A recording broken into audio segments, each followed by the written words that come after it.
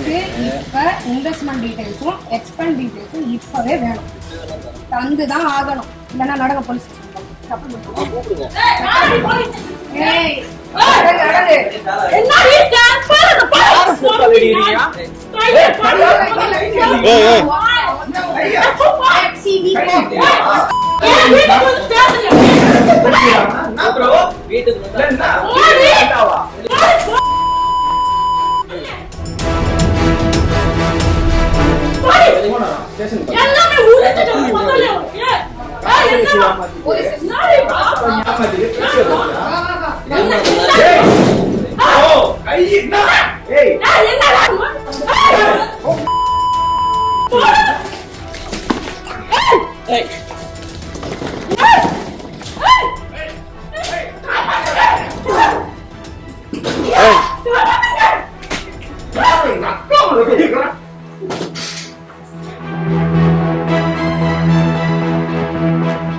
நம்ம 2-3 பிசினஸ் பண்ணாதான் நல்லா ப்ராஃபிட் பார்க்க முடியும்னு சொல்லி என்ன ஆசை வார்த்தை காமிச்சு ஏமாத்தி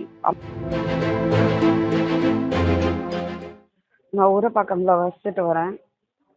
நான் ஒரு தனியார் இதில் ஐடியில் ஒர்க் பண்ணிட்டு இருந்தேன்.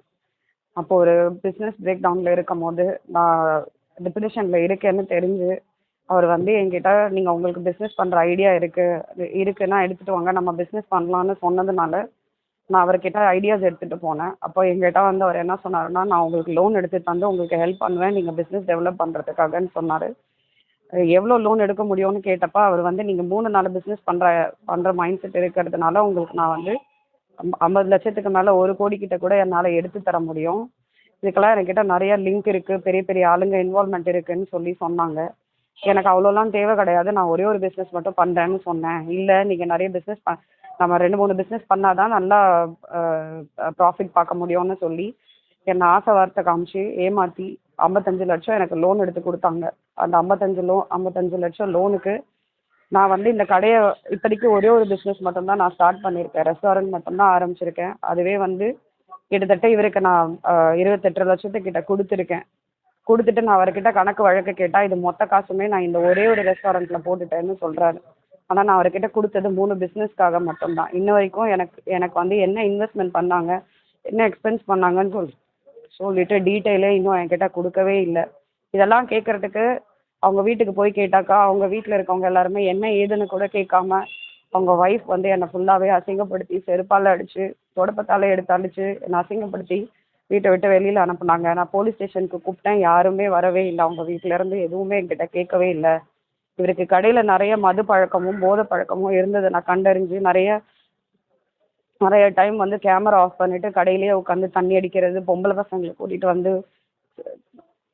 நிறைய அசிங்கம் பண்ணுறதெல்லாம் பண்ணிட்டு இருந்ததை கண்டுபிடிச்சிட்டு நான் ஒரு வாட்டியும் நான் வந்து சண்டையில் தான் போய் முடியும், நான் வர வேணாம் கடைக்கே வராதிங்கன்னு சொன்னாலும் கேட்காம வந்து நிறைய சண்டைங்களை போட்டுகிட்டே இருந்தாங்க. இதுக்கெல்லாம் ஒருக்கிட்ட நான் வந்து பதில் கேட்டால் எதுக்குமே உனக்கு பதில் தர முடியாதுன்னு சொல்கிறாரு.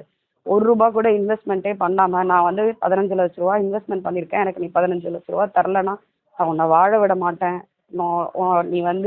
நீ எப்படி போய் எங்கே போய் நிற்கிறேன்னு நானும் பார்க்குறேன், நீ எந்த இதுக்கு போனாலுமே உன்னால் வந்து இதை விட்டு வெளியில் வர முடியாத அளவுக்கு நான் பண்ணிடுவேன்னு சொல்லி மிரட்டினாரு கடைசியாக. அதுக்கப்புறமா என்னால் உண்மைக்குமே எங்கேருந்துமே காசு திரட்ட முடியல, என்னால் இஎம்ஐ கட்ட முடியல, என் ஒர்க்கர்ஸ்க்கு சேலரி தர முடியல, நான் எதுவுமே பண்ண முடியாத நிலையில தான் நான் இருக்கேன். என்னோடய ஃபேமிலி பேக்ரவுண்டுமே அப்படி தான், எனக்கு எந்த பேக்ரவுண்டுமே கிடையாது. இன்ன வரைக்கும் நான் எதுவுமே கிளியரும் பண்ணலை, காசும் இல்லை.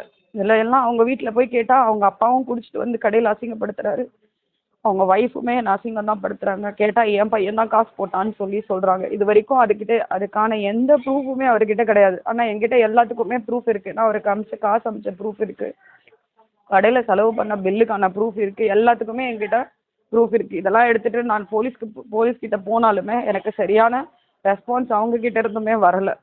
நான் ரொம்ப மன உளைச்சல்ல இந்த 3 மாதமாக இது மட்டும்தான் ஹேண்டில் பண்ணிட்டு இருக்கேன். இதிலிருந்து என்னால் வெளியில் வரவே முடியல.